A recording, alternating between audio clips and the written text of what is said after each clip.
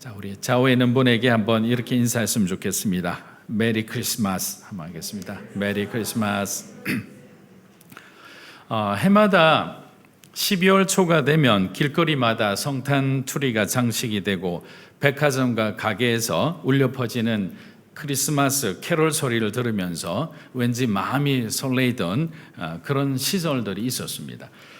그런데 성탄 캐롤에 대한 저작권 문제가 불거지고 난 뒤 한동안 캐롤이 갑자기 사라지기 시작했습니다. 상인들이 장사가 되지 않는다고 반발하자 다시 일부 캐롤에 대해서 이 공유 저작물 그런 차원에서 풀어줘서 이제 다시 또 들리기 시작하기도 합니다. 2010년경 미국에서는 더욱 끔찍한 뉴스가 전해졌습니다. 차별금지, 종교적 화해라는 그런 어떤 이슈로 오바마 대통령이 메리 크리스마스라는 인사를 해피 할리데이로 바꾸었기 때문입니다. 그리고 수십 년간 사용했던 그 크리스마스 시즌이란 말도 할리데이 시즌이라고 바꾸었습니다. 여러분, 우리가 말하는 언어에는 보이지 않는 아주 큰 힘이 있습니다. 그래서 우리가 성경을 낭송하고 성경 말씀을 캐치프레이즈로 거는 것은 그만큼 그 말이 가지고 있는 힘과 영향력이 크기 때문이에요. 저희 교회가 내년도 표로 디모데전서 6장 우리 12절 말씀을 토대로 믿음의 선한 싸움을 싸우라 라고 우리가 정한 거죠. 그럼 이 말씀을 이제 예배 때마다 매일 할 거 아니에요. 좌우에 있는 분에게 믿음의 선한 싸움을 싸우십시오 라고 인사를 하고 반복을 하게 됩니다. 여러분들이 큐티 조별로 이제 큐티 나눔이 시작되면 그때도 좌우에 있는 분들에게 여러분들이 인사를 한다고 생각해 보세요. 1년 동안 이것을 계속 반복하게 되면 어느 한순간에 여러분들이 정말 어렵고 힘들 때 어떤 마음이 드느냐면 이 말씀이 떠오르는 거죠. 내가 믿음의 선한 싸움을 싸우는 하나님의 성도구나. 그러면 져서는 안 되겠다는 생각을 하고 그 순간에 여러분들이 이 말씀 하나 되뇌인 것을 통해서 승리할 수 있는 그 길들이 열려지게 되는 거예요. 그런데 주님이 오신 이 성탄절날을 어떤 정치적인 이유나 어떤 차별금지법이란 그런 이상한 반기독교적인 그런 사람들의 저항 때문에 우리가 메리 크리스마스라고 하지 못한다는 것은 사실 너무너무 슬프고 어떻게 보면 참담한 일이기도 합니다. 미국 대통령의 지시로 메리 크리스마스를 하지 못하게 하자 가장 먼저 스타벅스와 같은 그런 다국적 기업들이 동참을 합니다. 텀블러와 크리스마스 시즌 때 예전엔 얼마나 화려했는지 몰라요. 그런데 갑자기 종이컵에 성탄 트리 그림도 지우고 크라이스트라는 영문 이름도 사라졌습니다. 그냥 붉은색으로 도배를 하다시피 해서 기독교적인 색채를 완전히 뺐습니다. 우리 그림 나오나요? 한번 띄워주실래요? 저기 보세요. 저 그림을 보면서 저게 성탄 크리스마스 시즌에 맞는 그런 텀블러라고 생각합니까? 아무것도 보이지 않잖아요. 세상은 그만큼 우리 그리스도인이 나타나는 것을 싫어하는 겁니다. 이러한 행태에 화가 난 미국인 한 은퇴 목사는 스타벅스에 가서 스타벅스는 이제 그 사람 이름을 적잖아요. 그리고 난 뒤에 주문하고 나면 누구누구시라고 이름을 불러서 이제 가져가게 하는 거예요.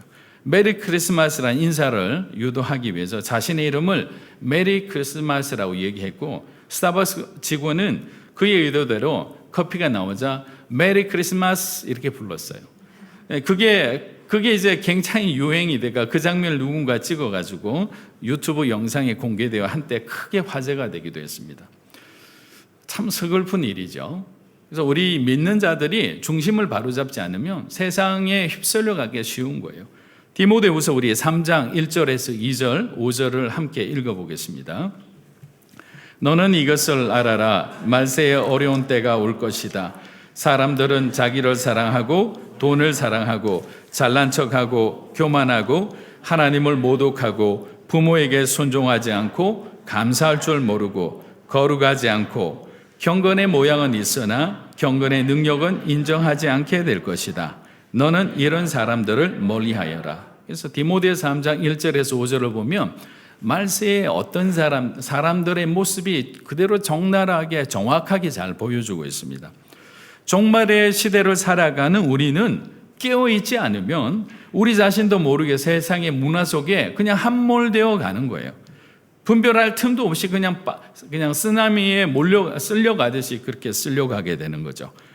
그리스도 안에서 깨어서 정말 올바른 기독교 문화가 자리 잡는데 쓰임받는 저와 여러분이 되기를 주의 이름으로 축복합니다.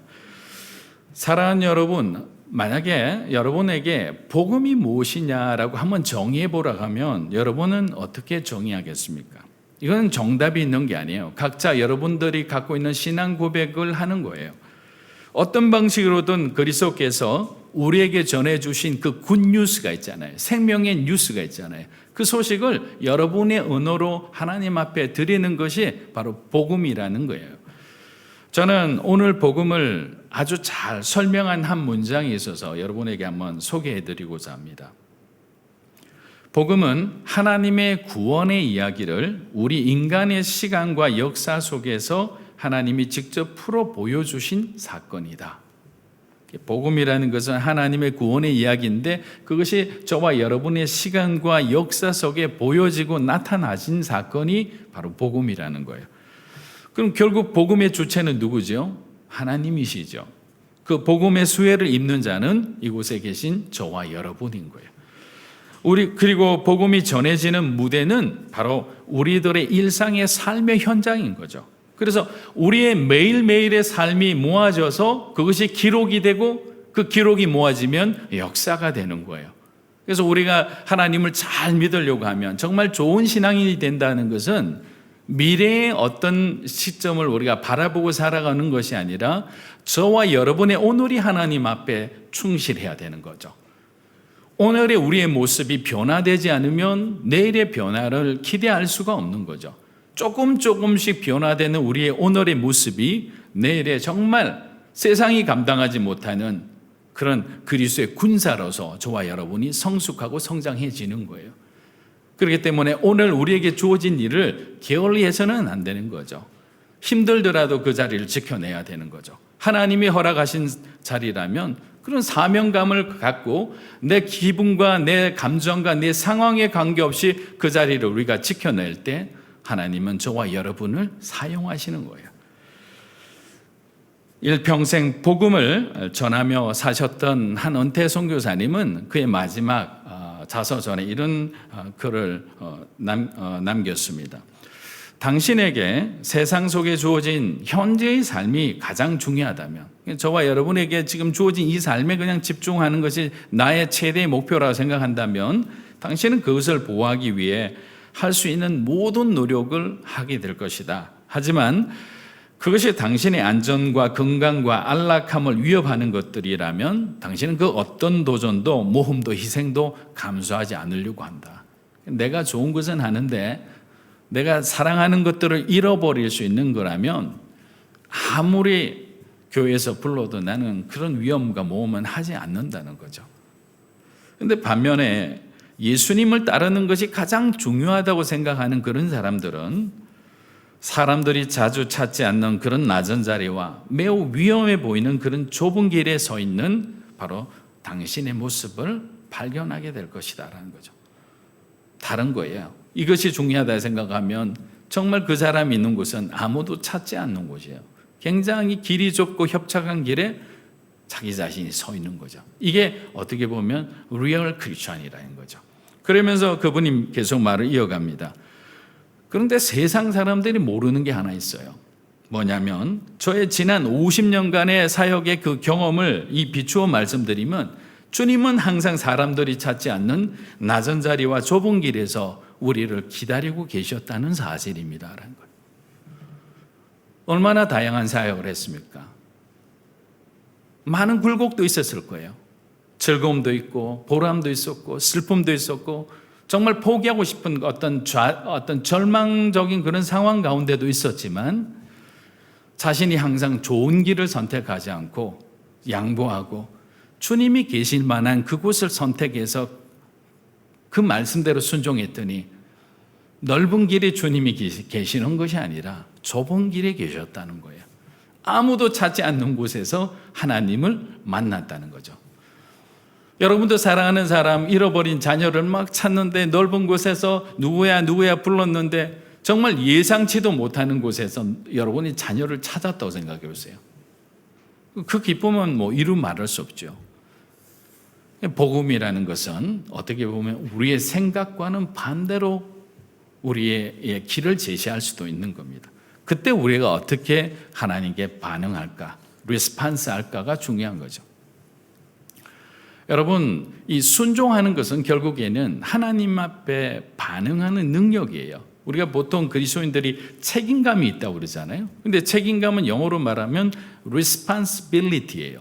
이 말은 response plus ability가 합쳐진 거예요. 그러니까 하나님의 말씀에 응답할 수 있는 능력을 가진 사람이 바로 책임감이 있는 사람이에요.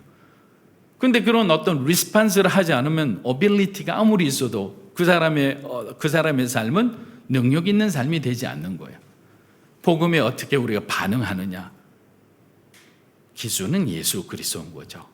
몰라도 따라가는 거예요. 따라가다 보면 알게 되는 거예요. 내가 생각하고 내가 예단하기 시작하면 우리는 한 치 앞도 보이지 않는 그러한 어떤 옵션이 있는 길에는 그냥 멈춰버리는 거예요. 이 선교사님은 보이지 않는 길이었는데 우리 하나님만 바라보고 주님의 그 사명에 내가 리스판스를 했더니 내 삶이 변화되었다는 거죠. 살아계신 하나님을 경험했다. 내가 만났다는 거죠. 주님과의 만남은 우리의 삶에 기적을 일으키는 거예요. 그럼 기적과 같은 삶을 경험하는 여러분이 되기를 주의 이름으로 축복합니다. 사랑하는 여러분, 예수님께서 하나님의 아들이심에도 이 땅에 가장 낮은 자리에 내려오셨다는 것을 우리가 잊어서는 안 됩니다. 아기 예수의 탄생은 하나님의 가장 위대한 결단이자 가장 가슴 아픈 선택이기도 했습니다. 우리는 이로써 하나님께서 저와 여러분을 얼마나 사랑하는지를 다시 한번 깨닫게 된 거예요. 자, 요한복음 3장 16절을 우리 한번 읽어보겠습니다. 하나님이 세상을 이처럼 사랑하사 독생자를 주셨으니 이는 그를 믿는 자마다 멸망하지 않고 영생을 얻게 하려 하심이라. 우리 지난번에 이 구절을 함께 읽은 적이 있습니다. 근데 그때 제가 주셨으니를 뭐라고 바꿔 읽어보자고 그랬죠? 죽였으니라고 했죠. 여러분이 다시 한번 죽였으니라고 이 단어를 한번 바꿔서 이 말씀을 읽어보면 좋을 것 같습니다. 한번 읽어보겠습니다. 하나님이 세상을 이처럼 사랑하사 독생자를 죽였으니 이는 그를 믿는 자마다 멸망하지 않고 영생을 얻게 하려 하십니다. 복음은 그냥 굉장히 나이브한 게 아니에요. 순진한 게 아닙니다. 왜냐하면 영적인 세계는 내가 죽이지 않으면 내가 죽을 수밖에 없어요. 왜냐하면 복음의 세계는 중간지대가 없다고 누누이 말씀드리잖아요. 하나님 나라 아니면 세상이에요. 가운데 가는 게 없어요. 그래서 어떤 사람들은 이렇게 생각을 해요. 이쪽에 발 한 구석 놔두고 이쪽에 발 한 구석 걸치고 있는 사람 있잖아요. 세상의 이쪽에. 그런데 이 사람은 어떻게 생각하냐면 자기는 그래도 교회에 발을 거치고 있고 교회에 주일 예배 나오고 있기 때문에 하나님의 사람이라고 착각하고 살아가는 거예요. 그런데 사단은요 얼마나 우리에게 교묘히 끊임없이 속이는지 몰라요. 그런데 마귀가 가장 좋아하는 유형은 누구냐? 두 마음을 가진 사람이에요. 두 마음을. 그래서 이런 사람들은 가정에서나 공동체에서나 어떤 교회에서나 늘 어려움과 문제를 만드는 어떤 트러블 메이커 역할을 많이 해요. 근데 교회 다니지 말라고 해요. 그렇게 다닐 거면. 그런데도 교회를 절대로 떠나지 않습니다. 그리고 세상에서 할 것 다 하고 다니는 사람들이에요. 교회를 떠나면 왜냐하면 자신이 구원받지 못한다는 것을 아는 거예요. 왜냐하면 들은 풍월이 있는 거죠. 그거는 겁이 나는 거죠. 구원 못 받으면 안 되니까. 근데 여기는 보험처럼 만들어 놓고 6일 동안은 내가 원하는 삶을 사는 거죠. 7일째만 구별해서 열심히 그냥 지루해도 그 시간을 견뎌내는 거예요. 자, 그렇게 살아도 하나님은 사랑의 하나님이니까 생명책에 자기 이름을 기록해 주실 줄 착각하고 살아가는데 어떻게 보면 가장 불행한 안타까운 삶이 되는 거죠. 이런 사람을 두고 예수님의 동생이었던 야고보 사도는 이렇게 표현합니다. 우리 야고보서 1장 21절에서 22절 한번 읽어보겠습니다. 그러므로 모든 더러운 것과 넘치는 악을 내버리고 너희 영혼을 너희 구할 마음에 심어진 말씀을 온유함으로 받으라. 너희는 말씀을 행하는 자가 되고 듣기만 하여 자신을 속이는 자가 되지 말라. 자, 이 22절 말씀이 사실 우리의 가슴을 찌르는 말씀이잖아요. 듣기만 하여 자신은 속이는 자가 되지 말라. 말씀대로 행하지 않고 듣기만 하면 마귀뿐만 아니라 자기 자신이 자기 자신에게 속는 어리석은 사람이 되는 거예요. 그래서 우리가 표면적으로 교회 다니고 봉사하고 하는 겉모습을 보는 게 아니라 저는 이렇게 생각해요.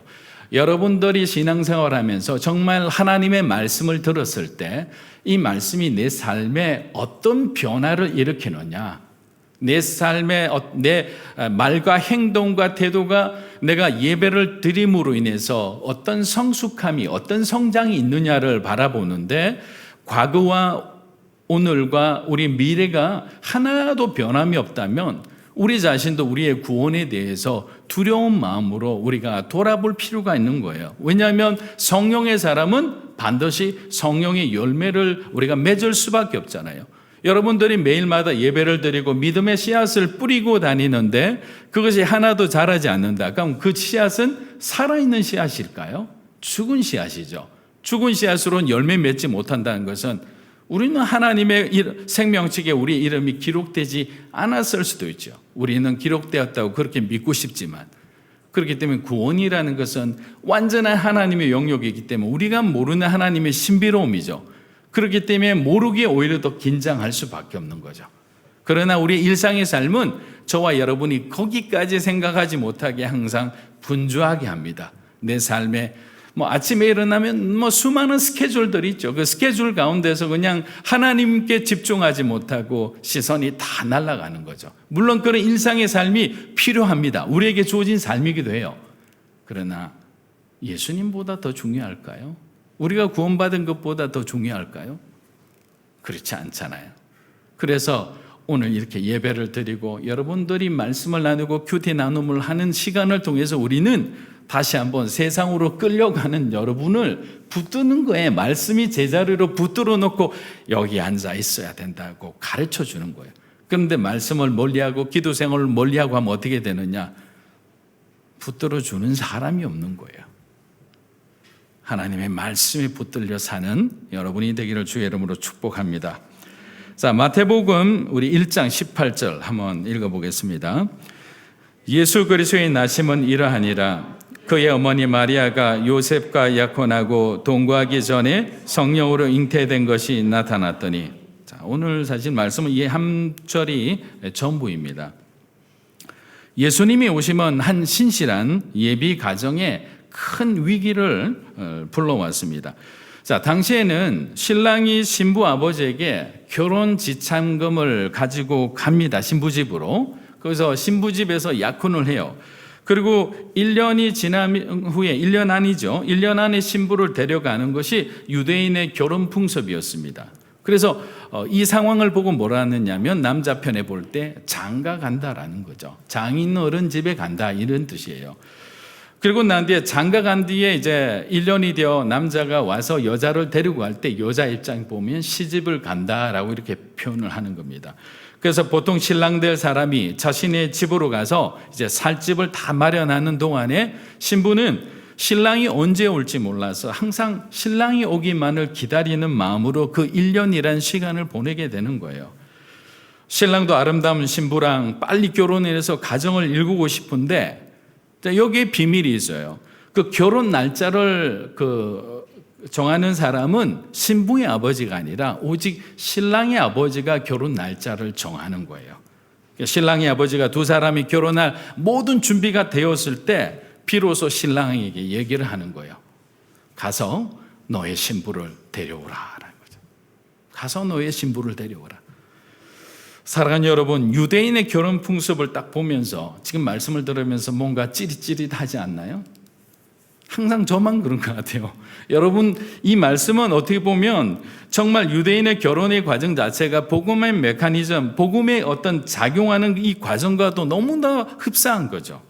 자, 신부된 저와 여러분은 스스로 자신을 죄에서 구원할 수 없는 죄인이잖아요. 그래서 신랑 대신 예수님이 우리를 위한 결혼 지참금, 우리를 위한 대속의 이 값을 지불하셔야만 우리를 데리고 나올 수 있는 거예요.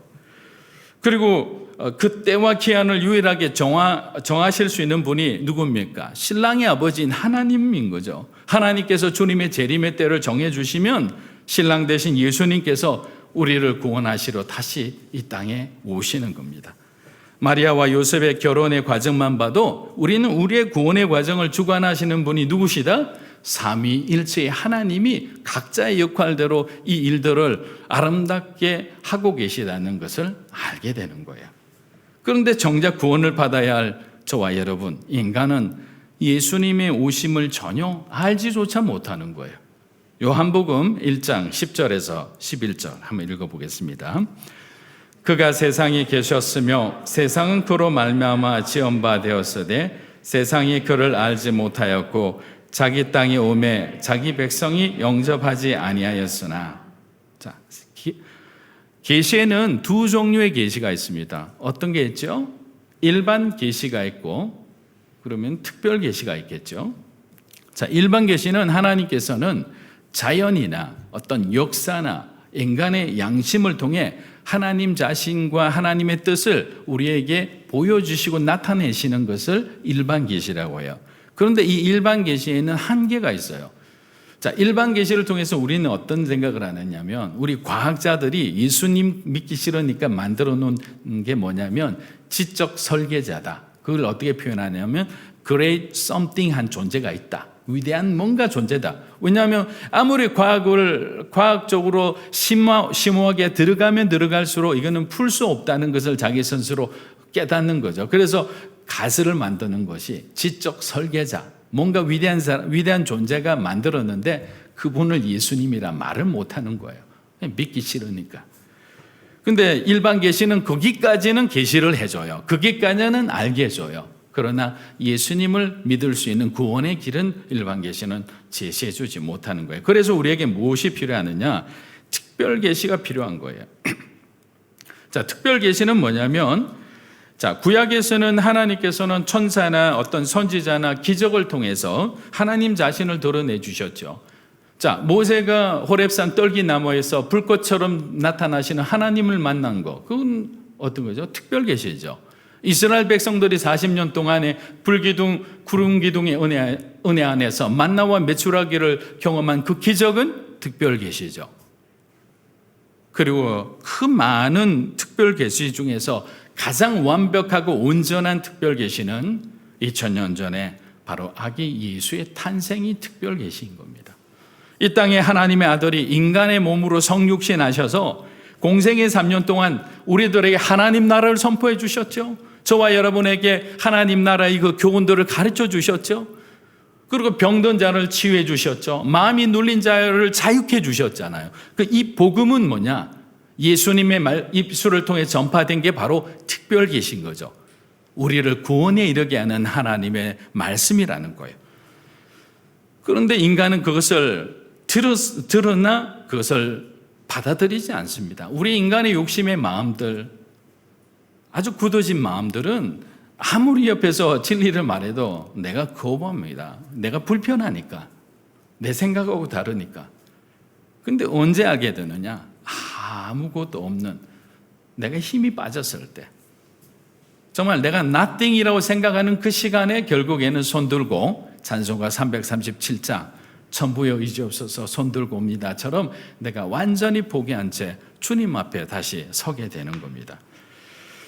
저는 TV 프로그램 중에 그 휴먼 다큐 프로그램과 한 지금 40년째 보고 있는 동물의 왕국, 이걸 즐겨보는 편인데, 근데 항상 보니까 맹수가 초식 동물을 잡아먹을 때 보면 주요 타깃을, 그 무리를 보고 타깃을 잡는데 딱 세 종류를 잡아요.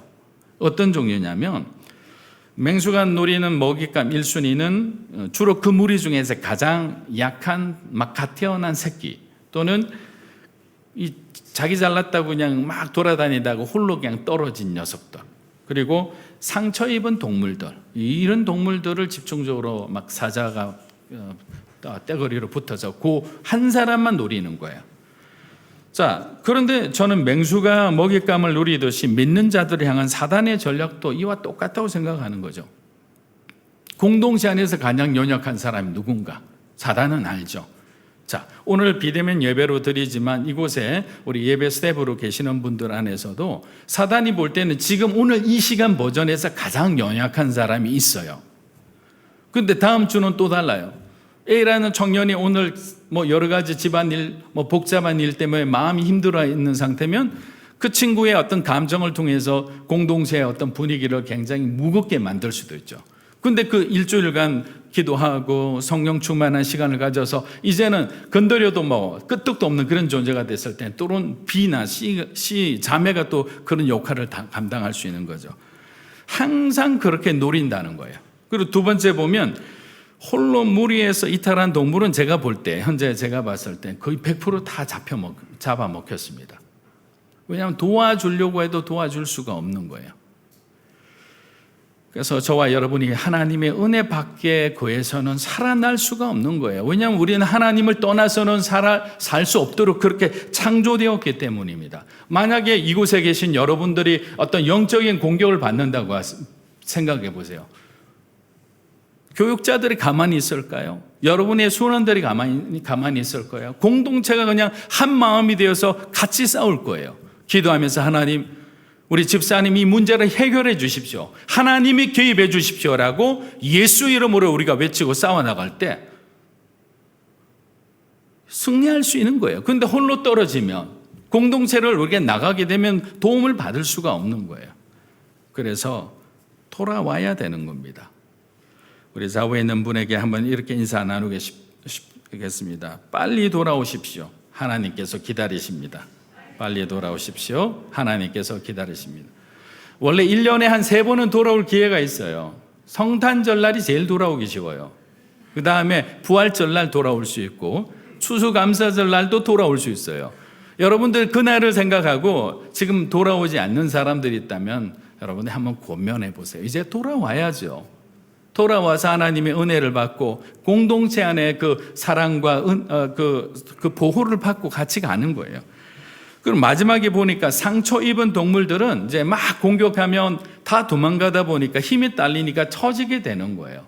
자, 그 말은 뭐냐면 저와 여러분이 어떤 육체나 영혼의 마음의 상처를 입었다면 우리는 빨리 치유받아야 되는 거예요.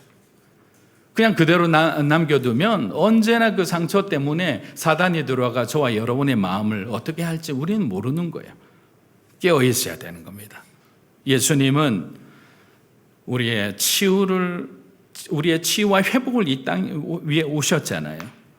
그렇기 때문에 우리가 아프고 힘들 때는 반드시 그곳 가운데 이유가 있기 때문에 그 이유를 발견해야 되는 거죠. 왜 내가 힘들어하는지, 내 마음이 왜 이렇게 우울한지 그것을 알게 되면 우리가 그 잘못된 부분에 대해서 때로는 하나님 앞에 회개하고 때로는 하나님의 치유를 간구할 수 있는 거예요. 마음의 병으로 아프기 시작하면 약으로도 쉽게 회복되지 않습니다.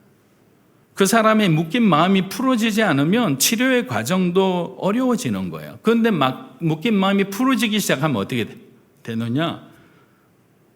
하나님 앞에 그냥 자기 자신도 모르게 자유케 되는 거죠. 우리 그 말씀 있잖아요. 진리 대신 주님의 그 진리를 너희가 알게 되면 그 말씀이 저와 여러분을 자유케 하리라 했잖아요.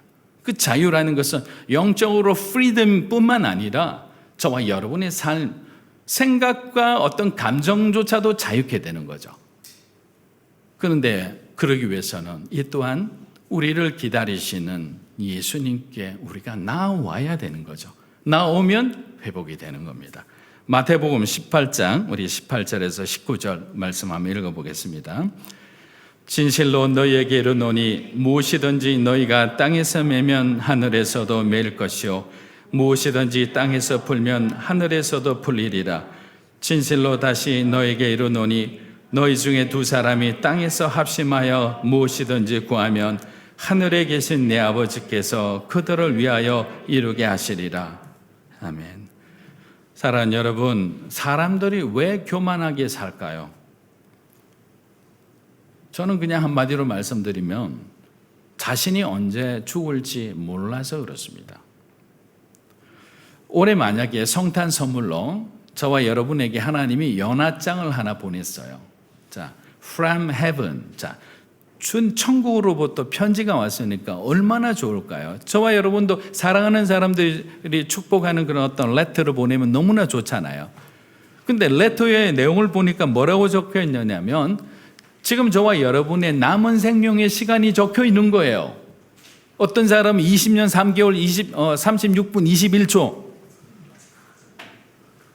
언제 죽을지 모르는데 막연히 그렇게 언젠가는 하나님 시간 되면 죽지 이러는데 내 생명이 언제 끝난다는 게 2028년 2030 몇 년 이게 나왔을 때 저와 여러분의 마음은 어떨까요? 긴장이 되죠. 남은 시간이 갑자기 하루하루가 더 소중하게 여길 수밖에 없는 거죠. 이걸 어떻게 살아야 될까? 근데 생각보다 얼마 남지 않는 시간을 받은 사람은 충격에 빠질 거예요. 사랑하는 여러분, 우리에게는 하나님의 정해진 시간이 있습니다. 그런데 그 정해진 시간이라는 것은 다른 말로 하면 죽음이라는 현실을 우리가 마주칠 수밖에 없잖아요. 죽음이 보이기 시작하니까 비로소 그리스도가 보이기 시작한 거예요.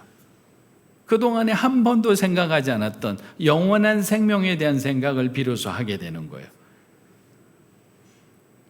여러분, 죽음이라는 것은 부정적인 게 아니에요. 죽음이라는 것을 우리가 한번 묵상함을 통해서 영원한 생명이 있다는 사실을 다시 한번 깨닫게 해주는 거죠.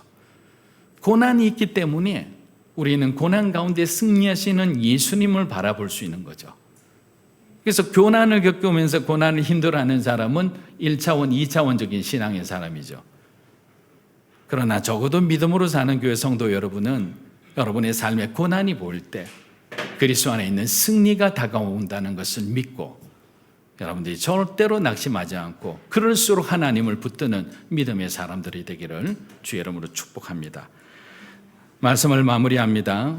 우리는 영원한 것을 붙들고 살아가는 사람들입니다. 그래서 오늘 예수님께서 하나님께서 우리에게 전해주시는 이 아기 예수 탄생의 소식은 영원한 나라를 향한 기쁨의 소식이자 그 나라를 품고 살아가도록 힘과 도전을 주는 희망의 소식인 거예요.